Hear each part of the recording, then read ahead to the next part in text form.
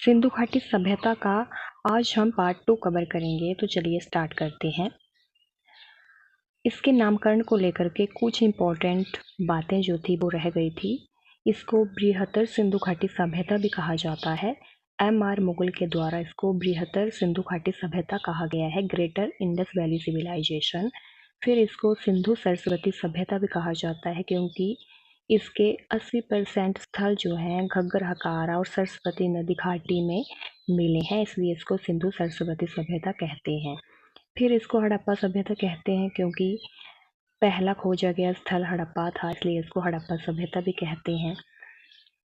फिर कुछ important fact हैं, जैसे कि 1924 में जॉन मार्शल ने इलस्ट्रेट लंदन न्यूज़ में पहली बार इसे सिंधु सभ्यता कहा था।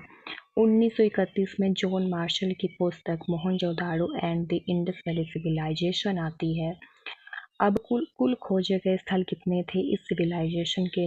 तो 917 स्थल भारत में हैं, 481 स्थल पाकिस्तान में है और 2 स्थल जो हैं वो अफगानिस्तान में स्थित हैं। सभ्यता के निर्माता और प्रजातियां और विद्वान की इस सभ्यता के निर्माता कौन थे? 4 प्रमुख प्रजातियां इसमें आती हैं। प्रोटो ऑस्ट्रेलाइट, भूमध्य सागरीय द्रविड़, अल्पाइन, मंगोलाइट। जो द्रविड़ है इनको हड़प्पा सभ्यता का मुख्य निर्माता माना जाता है।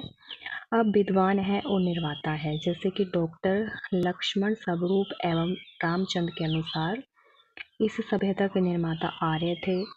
गार्डन चाइल्ड, बहेलर क्रैमर के अनुसार सुमेरियन, राखालदास बनर्जी, सुनीति चटर्जी के अनुसार द्रविड़, अमलानंद घोष, धर्मपाल अग्रवाल के अनुसार सौथी संस्कृति, फेयर सर्विस रोमिला थापर ग्रामीण संस्कृति बलूची। ये सब मत इन विद्वानों के द्वारा व्यक्त किए गए हैं।